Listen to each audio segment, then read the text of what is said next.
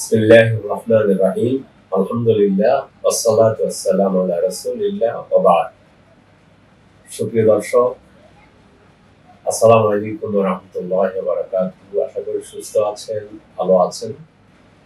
দর্শক, আজকের আলোচনা ইসলামিক আলোচনা, কিন্তু আলোচনার আঙ্গিকটা একটু ভিন্ন। সেটা হচ্ছে, আমি আজকের আলোচনার নাম রেখেছি আমাদের দ্বিতীয় বিজয় অথবা দ্বিতীয় স্বাধীনতা অথবা দ্বিতীয় বিপ্লব শিরক মুক্ত ছিল। হয়তো বা আশ্চর্য হয়ে গিয়েছে যে এই আবার কি ধরনের আলোচনা। জি, আমি আলোচনা শেষ করলে বুঝবেন কিভাবে শিরক মুক্ত ছিল। সেটা হচ্ছে এই, যদি কোনোভাবে 7 জানুয়ারির নির্বাচনটা প্রহসনের নির্বাচন, দামি নির্বাচন না হয়ে একটি সঠিক নির্বাচন হতো, তখন বাংলাদেশের 18 কোটি মানুষের মধ্যে অনেকেই মনে করত যে আমাদের এই বিজয়ের জন্য, আমাদের এই বিজয় এসেছে Joe Biden, Matthew Miller, Peter Dehaas, Donald Lu, এরা আমাদেরকে বিজয় এনে দিয়েছে। আমাদের আকীদাটা, আমাদের চিন্তাটা, ধারণাটা অনেকের এইভাবে হতো। আল্লাহ চাইলেন যে আমাদেরকে শিরক থেকে রক্ষা করে কিছুদিন পরে হলেও 5 আগস্ট এসে যেভাবে হাসিনা সরকার লেজ গুটিয়ে তার আসল ঠিকানায় চলে গিয়েছেন, ভারতে চলে গিয়েছেন, এটা মুমিনরা তো আছেই। নাস্তিকও বলে যে এইটা আসলে ঈশ্বর এটা করে দিয়েছে অথবা প্রকৃতি এটা করে দিয়েছে। এই বিজয়ের কারণে আমাদের ঈমানি চেতনা আরো বেড়ে গিয়েছে, বেড়ে যাওয়ার কথা।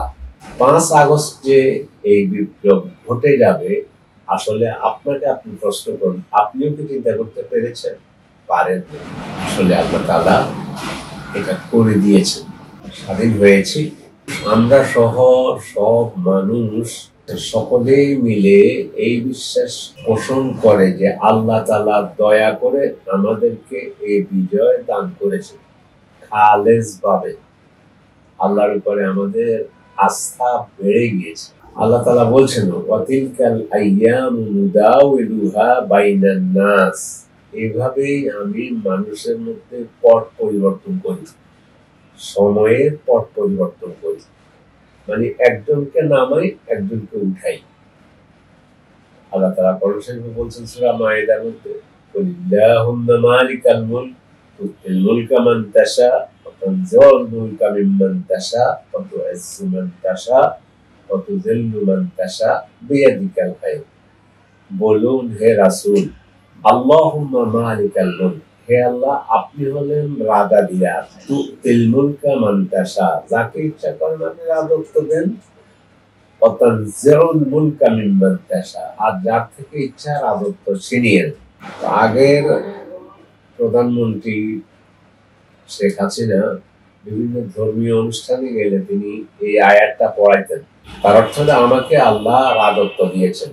হ্যাঁ, আল্লাহ রাজত্ব ফেরাউনকে দিয়েছে, নমরুদকে দিয়েছে, আবার ওমরকে দিয়েছেন, ওসমানকে দিয়েছেন। আমাদের নবী সাল্লাল্লাহু আলাইহি সাল্লাম রাষ্ট্রপ্রধান ছিলেন, সেটা ঈমানদারকেও রাজত্ব দিয়েছেন, কাফের মুশরিককেও রাজত্ব দিয়েছেন।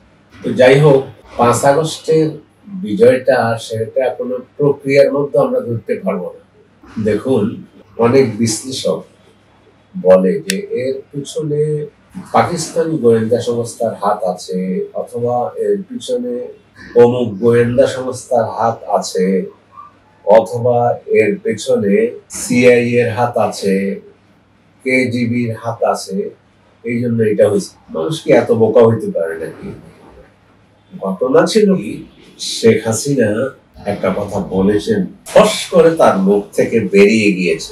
কোটা আন্দোলন সম্পর্কে সংবাদ সম্মেলনে গিয়ে তিনি বলেছেন মুক্তিযুদ্ধের নাতিপুতিরা পাবে না, তাহলে কি রাজাকারের নাতিপুতিরা পাবে? একখান কথায় লেজ গুটিয়ে পালিয়ে যেতে হয়েছে পদত্যাগ করে। এই তো গোটা বাংলাদেশে আগুন জ্বলে উঠেছে।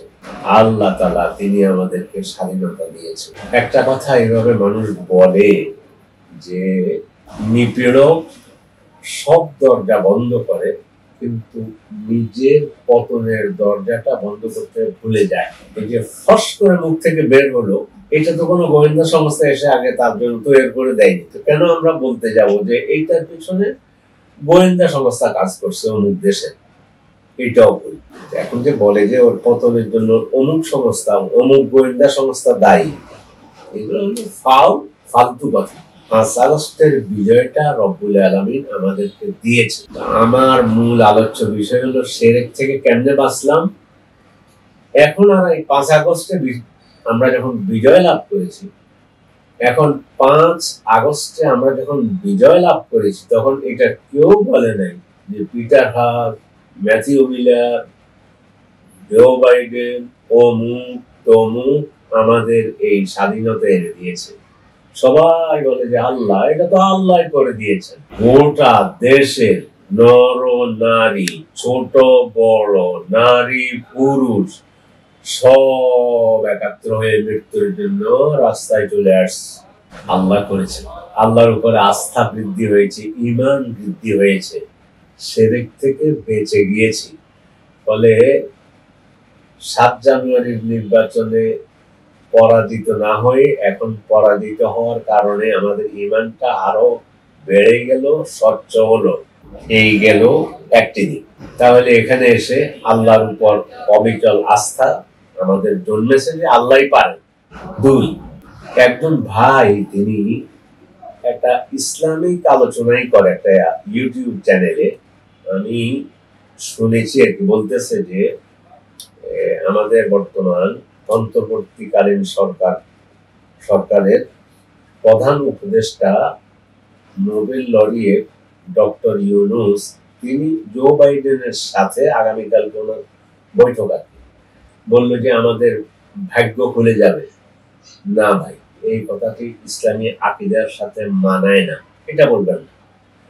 আপনি ভাষা বলতে পারেন যে জো বাইডেনের সাথে ডক্টর ইউনূসের একটা বৈঠক হবে, তাতে করে আমাদের দ্বিপাক্ষিক সম্পর্ক উন্নত হতে পারে, দ্বিপাক্ষিক সম্পর্ক আরো ভালো হতে পারে, এরপর আমাদের অর্থনীতির চাকা কিছুটা সচল হতে পারে, এইটা বলবেন। উনি সরাসরি বলছেন যে বাংলাদেশের ভাগ্য খুলে যাবে। ভাগ্য আল্লাহর হাতে, তাকদীর আল্লাহর হাতে। আমরা ভুল কথা বলবো না। এরপর হলো 2-3 জায়গায় আমাকে দেখা হয়েছে সালাম দিয়ে, হাসি মুখে বললো যে ঈদ মুবারক। তখন আমি বললাম যে ভাই না, ঈদ মুবারক এটা বলবেন না।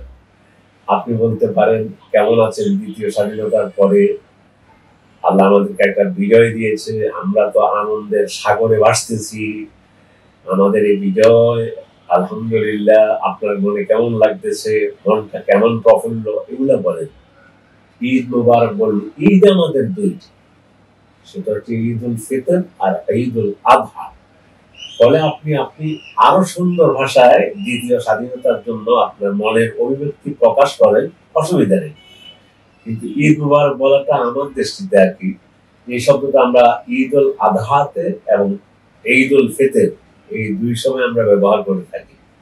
ফলে এই ঈদকে ওই ঈদের মতো করবো না, তাহলে 3টা হয়ে যাবে। ঈদ তো 2টা। দর্শক, আজ এ পর্যন্তই। আল্লাহ আমাদেরকে ঈমান, আকীদা, তাওহীদ সহ আল্লাহর দ্বীনকে এই জমিনে আমরা যেন সর্বক্ষেত্রে আল্লাহর দ্বীন এবং রাসূলের সুন্নাহ অনুযায়ী জীবনযাপন করতে পারি। ব্যক্তি জীবনে, পারিবারিক জীবনে, সামাজিক জীবনে, রাষ্ট্রীয় জীবনে আল্লাহর আইন চাই, সৎ লোকের শাসন চাই।